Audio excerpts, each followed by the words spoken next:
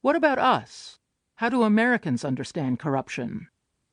Applying the methodology I used overseas meant I had to go out and ask. One time I did so was canvassing alongside a candidate for the West Virginia House of Delegates, Lissa Lucas. We were in St. Mary's, a tiny town strung out along the Ohio River, on a rainy afternoon that very rainy August.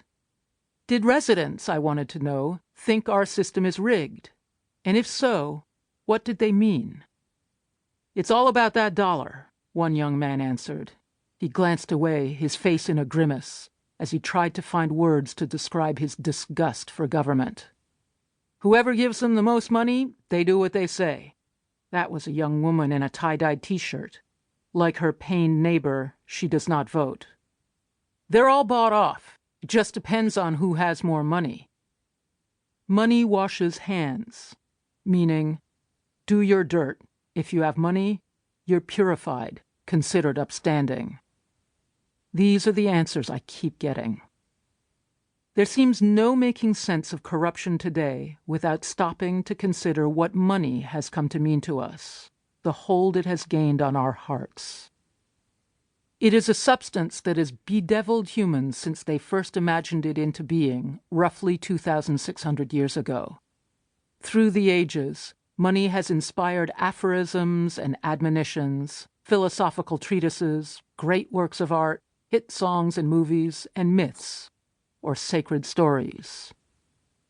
Myths are a type of wisdom that has gone out of fashion among most educated Westerners. The scientific method of experimentation, 3 centuries old, replaced them with a different way to explore and order reality. The knowledge thus gained is immeasurable, and I would hate to live without the scientific framework for sorting ungrounded declaration from demonstrable fact. But in the process, we've grown relentlessly literal, banishing poetry. Myth has become a word of contempt to describe something patently false, but gullibly believed in. It's an epithet flung to disparage a thought and its thinker both. But it's myth that has helped humans understand and deal with ourselves for tens of thousands of years. The profound, often funny, sometimes frustrating tales we've told of gods and supernatural beings provide unparalleled teachings, precious insights into what we as a species have held to be of sacred importance. Whenever myth has been dismissed as a mere priestly fraud or a sign of inferior intelligence, wrote Joseph Campbell, who spent his life studying such stories, truth has slipped out the other door. So myth is part of my methodology too. In Honduras, about a month after the McDonnell decision came down, I stood in a small earthen shelter on the flank of a mountain and faced in each of the cardinal directions with a clutch of villagers as they opened our interview with a prayer.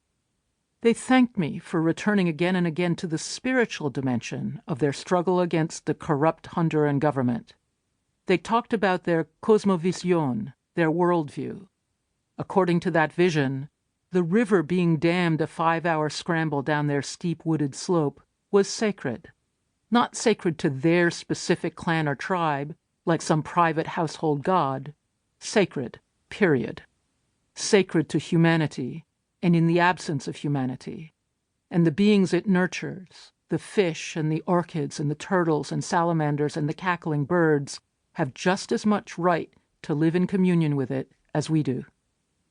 Damming a river in that context, I realized, is not just an environmental crime. It is deicide. It's nailing Christ to the cross. In Nigeria, I watched as a priestess dressed in white drew designs in chalk on the beaten earth before her door.